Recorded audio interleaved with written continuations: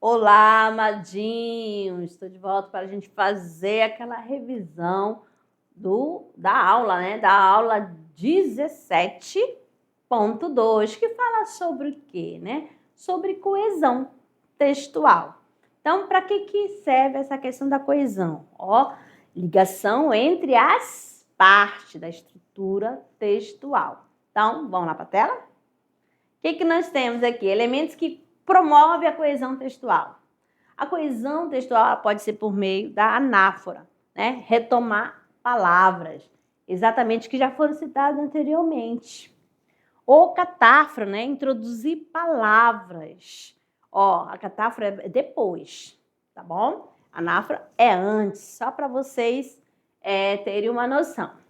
Quais são os termos, né, que são considerados anafóricos? Ó, isso, esse, essa. E catafóricos, ó, isto, este e esta. Certinho? Aqui. A elipse. A coesão por elipse. Ocultar palavras, mecanismo que promove a coesão e a concisão. Então, o que é ocultar? Você vai omitir. A palavra não vai estar lá presente, mas isso não vai, né, tipo assim, interferir na interpretação, tá certo? Conectivos, conjunções, preposições e pronomes relativos. Esses conectivos aqui, ó, você pode usar as conjunções que você já conhece. Conjunções aditivas é um conectivo, lembrando o e, o mas também, tá certo? Aí, preposições, você vai lembrar do de, do com, né, do a, o até, o por. E os pronomes relativos? Você usa o que, o cujo, os quais, tá certo? Agora, coesão por sinonímia. Quando se utiliza sinônimo para retomar palavras. Aqui, há uma necessidade, né, da leitura. Você é um bom leitor? É claro que se você for um bom leitor, você tem essa prática, é claro que você já vai, armazenando vários, seu vocabulário vai ser amplo. Eu quero falar que eu estou triste. Aí você pode colocar desanimado, né? Eu estou com medo. Aí você lembra do temor. Aí o que mais? Eu estou alegre, feliz, contente. Pronto, né? Aí você já vai usar a coesão por sinonímia, né? Uso de sinônimos. Agora aqui nós temos, né, paralelismo e numerações, ó. Com o projeto busca promover a inclusão, valorizar a diversidade e fortalecer a identidade. Agora sem, busca promover a inclusão, a valorização da diversidade e fortalecer a identidade cultural. Certinho? Então aqui, ó, você percebeu, você olha assim, não estou vendo nada. Aí um fala valorizar a diversidade, o outro fala valorização da diversidade.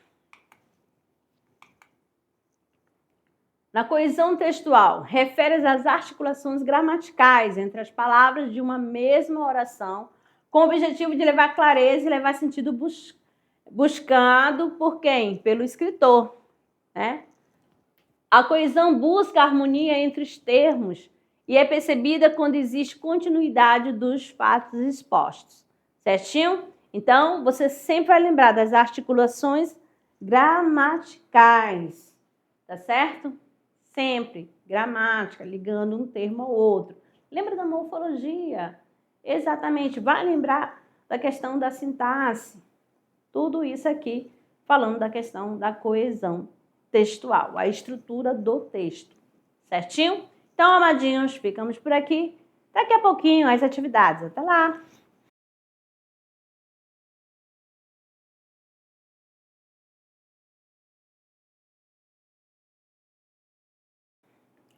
Olá! Agora tirando dúvidas, resolução da atividade de sala. Vamos lá, colocando em prática. Primeira questão. Temos aqui um texto de Graciliano Ramos, Infância. Essas moças não tinham o veso de afirmar o contrário do que desejavam. Notei a singularidade quando principiaram a elogiar o meu paletó cor de macaco. Examinavam-no sérias, acham um pano e os aviamentos de qualidade superior. O feitio admirável, e vai dizer-me, nunca havia reparado em tais vantagens, mas os gabos se prolongaram, trouxeram-me desconfiança. Percebi, afinal, que elas zombavam e não me susceptibilizei. Longe disso. Achei curiosa aquela maneira de falar pelo avesso, diferente das grosserias a que me habituara. Em geral, me diziam com franqueza que a roupa não me assentava no corpo, sobrava nos sovacos. Por meio de recursos linguísticos, os textos mobilizam estratégia para introduzir e retomar ideias, promovendo a progressão do tema. No fragmento transcrito, um novo aspecto do tema é introduzido pela expressão. Letra A singularidade. B, as vantagens. C, os gabos. D, longe disso, em geral. Qual foi o termo que foi usado, para introduzir uma expressão? Pega o termo introduzido pela expressão. A, B, C, D ou E. Nós temos aqui, o gabarito longe disso, gabarito letra D. Certinho? Vamos lá para a próxima. E você sempre vai prestar atenção que dentro do comando da questão, ele vai contextualizando, já vai afirmando, e você já vai ficando atento. O que isso quer dizer? O que isso traz? Quem procura a essência de um conto no espaço que fica entre a obra e seu autor comete um erro. É muito melhor procurar não no terreno que fica entre o escritor e a sua obra, mas justamente no terreno que fica entre o texto e o seu leitor. A progressão temática de um texto pode ser estruturada por meio de diferentes recursos coesivos, entre os quais se destaca a pontuação. Nesse texto, o emprego dos 2 pontos caracteriza uma operação textual realizada com a finalidade de. Então, você vai ver aqui, logo no texto, aqui tem os 2 pontos. Qual é a finalidade dessa pontuação? De comparar elementos opostos, relacionar informações gradativas, intensificar um problema conceitual, D, introduzir um argumento esclarecedor, ou E, assinalar uma consequência hipotética. O que você acha que foi usado aqui, Aí você pode fazer a leitura. Quem procura a essência de um conto no espaço que fica entre a obra e o seu autor comete um erro. É muito melhor procurar não no terreno que fica entre o escritor e a sua obra, mas justamente no terreno que fica entre o texto e o seu leitor.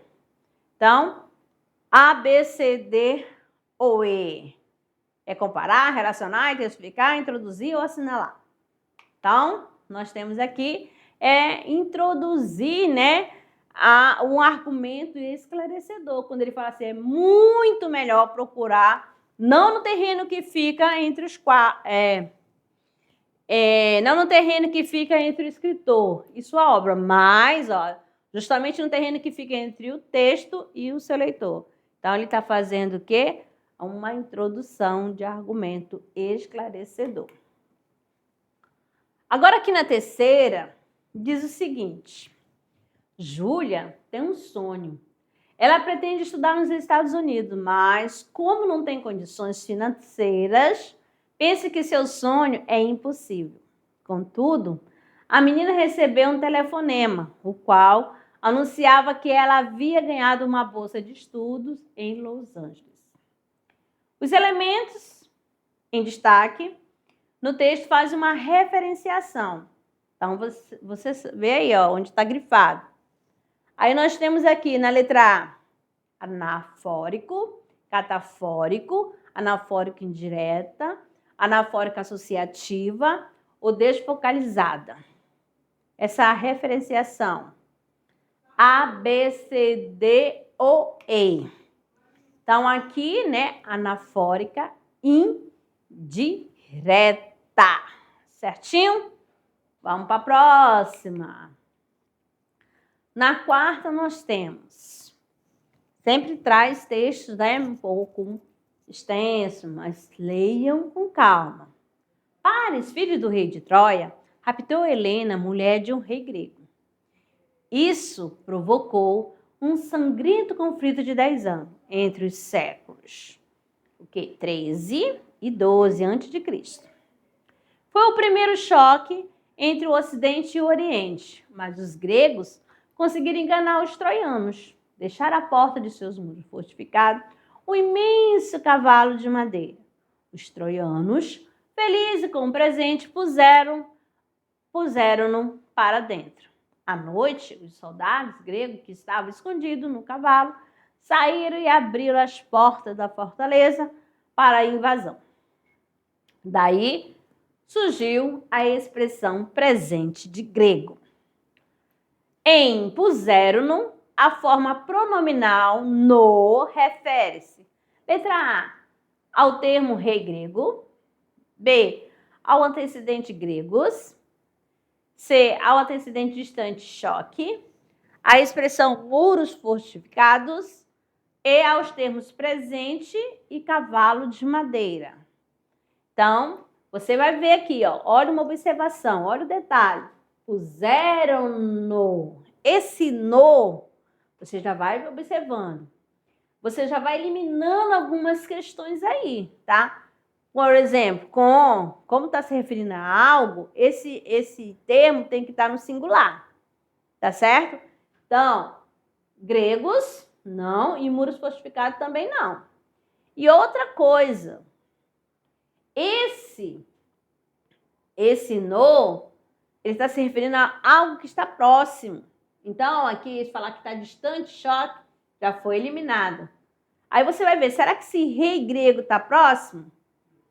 Então, qual seria a alternativa? Olha só, esse no, a presente e ao cavalo de madeira, certinho? Viu só? Então, aqui, ó, deixar o muro fortificado, o imenso cavalo de madeira, olha só. O imenso cavalo de madeira. Os troianos, ó, como um presente, puseram-no, olha só, cavalo de madeira e presente, tá bom? E agora, amadinho, nós temos aqui o decolando para o futuro. Sempre na quinta questão, trabalharemos o quê? A uma questão da banca do Enem, ou seja, uma questão do Enem. Tá bom? De Enem passado, ó, não importa. Isso aqui é para treino, é você que vai treinar. Ó, para desenvolver a sua habilidade. Você vai exercitando aí, vai auxiliar no seu tempo. Exatamente, você fica mais ágil na hora que você for fazer a sua prova, não for para valendo. Tá certo? Então, vamos lá para a nossa questão do Enem, decolando para o futuro. Direto para a tela, Enem de 2013. Gripado, penso entre espirro e como a palavra gripe nos chegou após uma série de contágio entre línguas. Partiu da Itália em 1743 a epidemia de gripe que disseminou pela Europa, além do vírus propriamente dito, dos vocábulos virais, italiano, influenza, e o francês gripe. O primeiro era um termo derivado do latim medieval, influentia, que significava influência dos astros sobre os homens. O segundo era apenas uma forma nominal do verbo griper, isto é, agarrar, supõe-se que fizesse referência ao modo violento como o vírus se apossa do organismo infectado. Então, aqui, para se entender o trecho como uma unidade de sentido, é preciso que o leitor reconheça a ligação entre seus elementos. Ó, nesse texto, a coesão é construída predominantemente pela retomada de um termo por outro e pelo uso da elipse, a omissão, né? Fragmento do texto em que há coesão por elipse do sujeito é: na letra A, a palavra gripe nos chegou após uma série de contágios entre línguas. B, partiu da Itália em 1753 a epidemia de gripe. C, o primeiro era um termo derivado do latim medieval influentia, que significava influência dos astros sobre os homens. D, o segundo era apenas a forma nominal do verbo griper. E, supõe-se que fizesse referência ao modo violento, como o vírus se aposta do organismo infectado. Então, amadinhos, ó, ele quer saber coesão por elipse do sujeito. Nós temos aqui, ó, supõe-se que fizesse referência ao modo violento, como o vírus se aposta do organismo infectado. Fácil, né?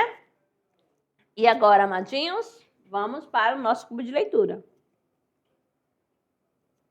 Aqui no cubo de leitura, unidade 1, Iracema possui grande valor estético e histórico. Faz parte da trilogia escrita pelo escritor José de Alencar. Aí você vai lembrar dos outros. O Guarani, o Birajara e Iracema são obras indianistas. Essa obra relata a história do amor entre a Índia, Iracema, e o europeu Martim Soares Moreno, o colonizador. O romance começa porque Martim ficou encarregado de colonizar a região, o atual Ceará, e foi ali que ele conheceu Iracema, a virgem dos lábios de mel. Certinho? Aqui para vocês, Iracema.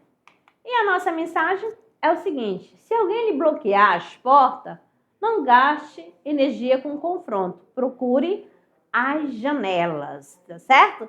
Augusto Cury. Certinho? Então, se alguém, ó, bloqueou as portas, pra que gastar sua energia?